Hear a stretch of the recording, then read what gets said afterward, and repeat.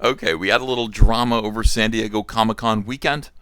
Um, you know, let's talk about it. Why not?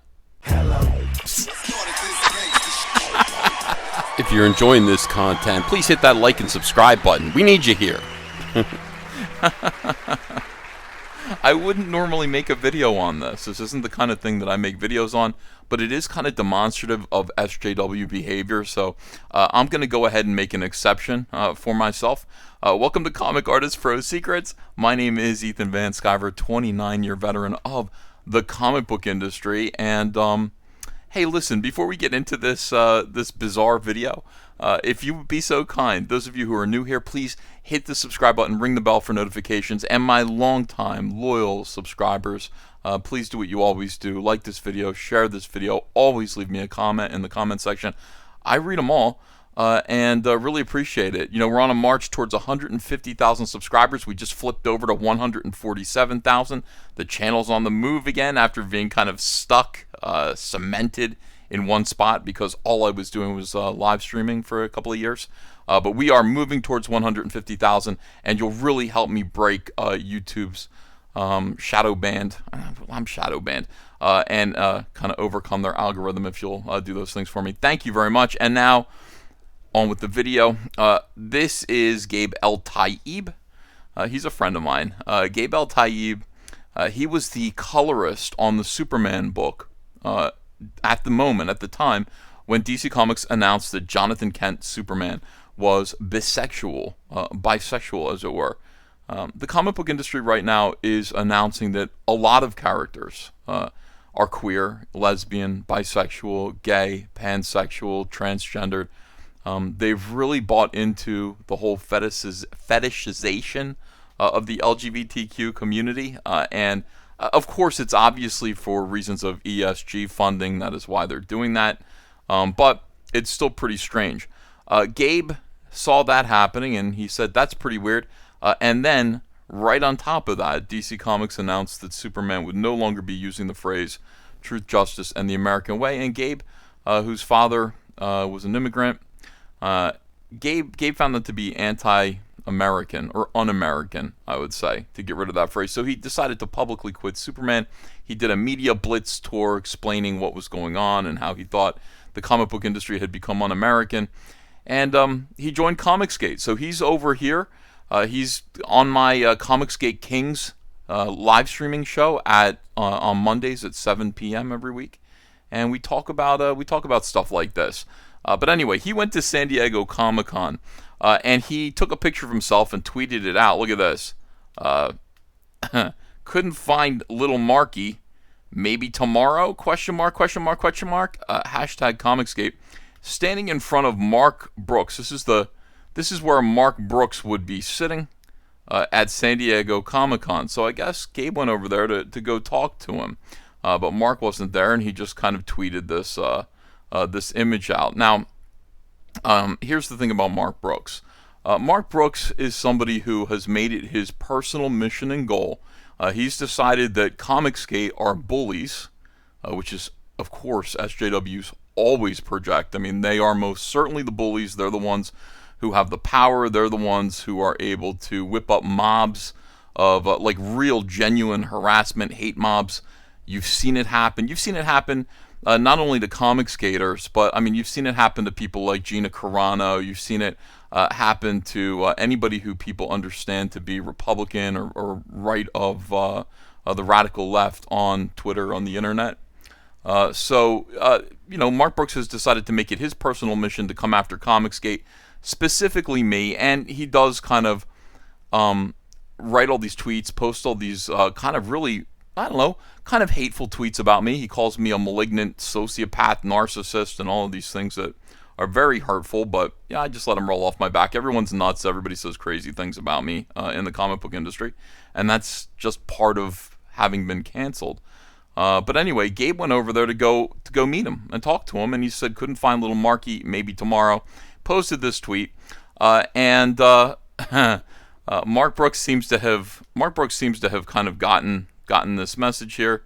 Here is some of Mark Brooks' reaction to to Gabe's friendly visit.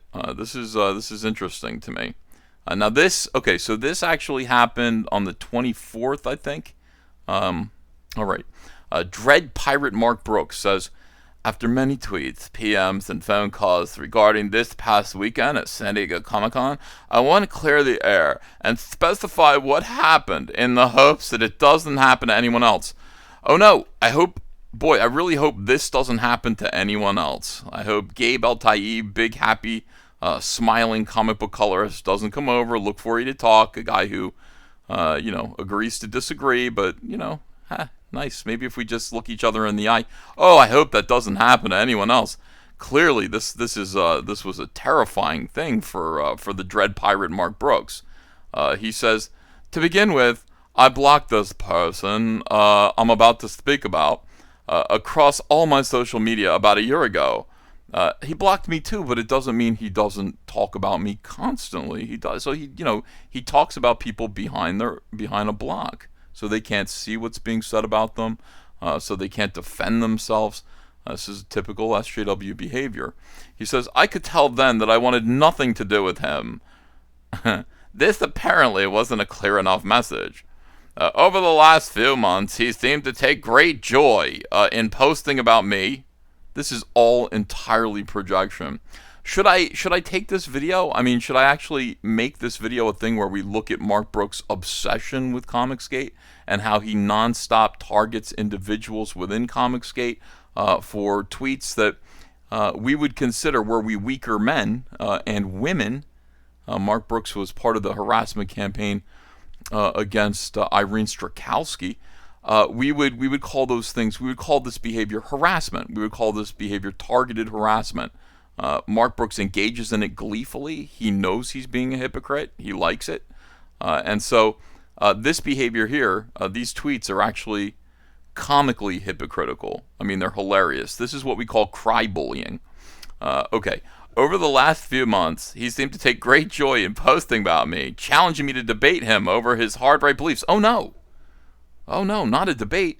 Along with a plethora of insults and veiled threats. I honestly don't believe Gabe El-Taib would threaten you. I don't think he's that type of a guy.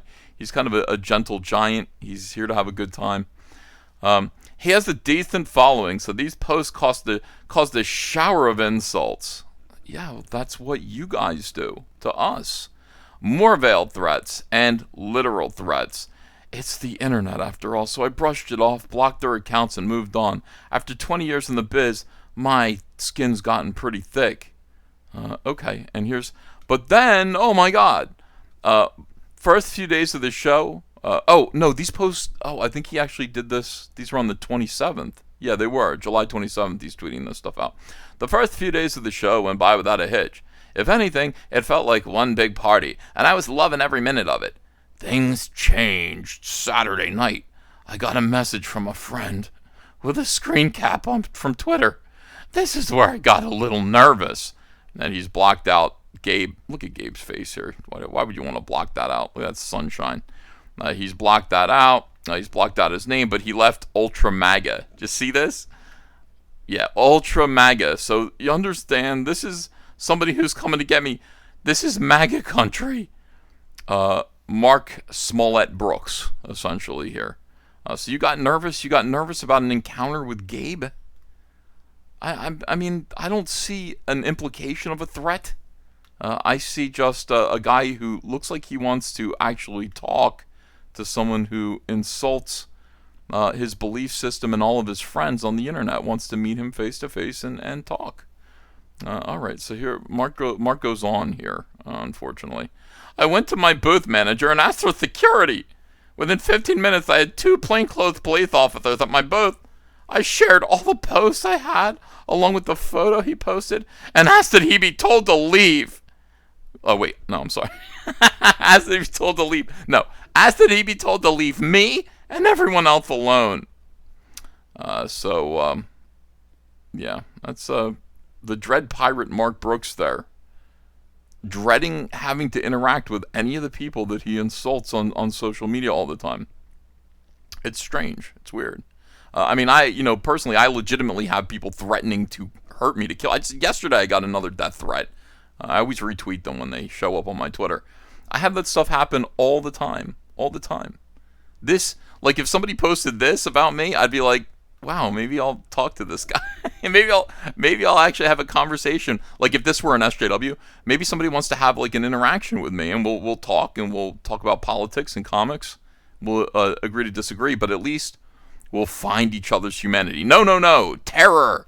Oh my God, police!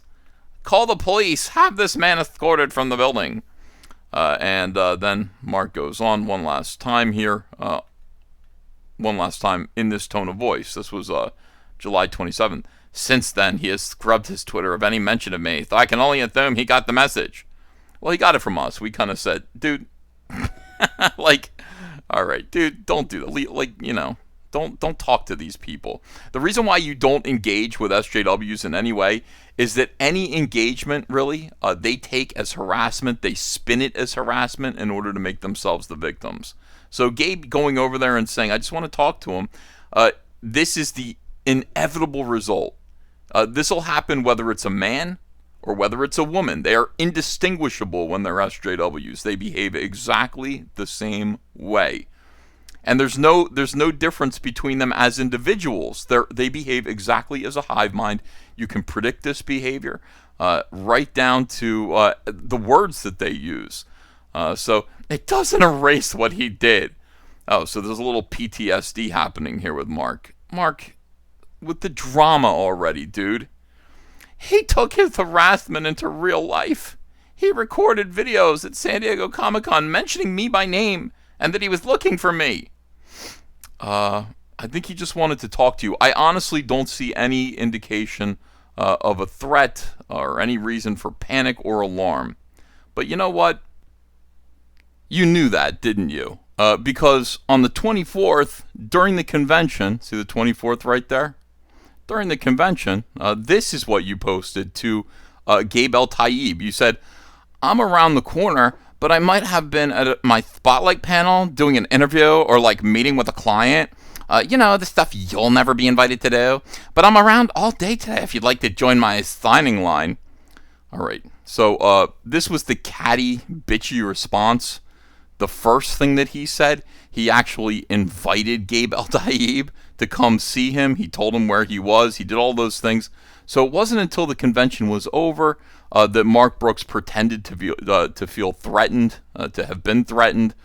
He posted his really weird, dramatic, strange, kind of effeminate, drama thread about how, oh my goodness, this is terrible.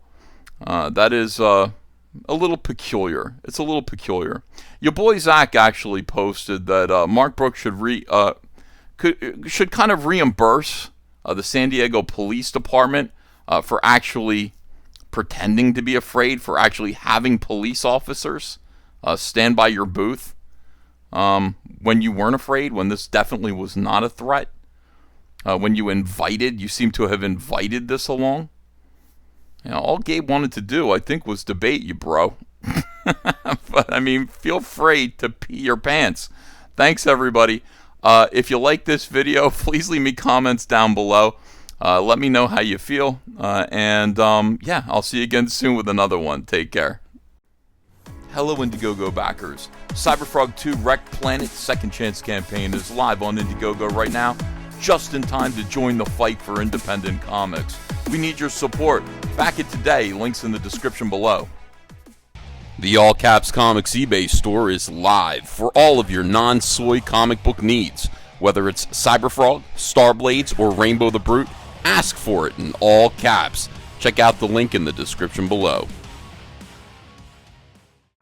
Hey, come follow me on Twitter, @EthanVanSkyver.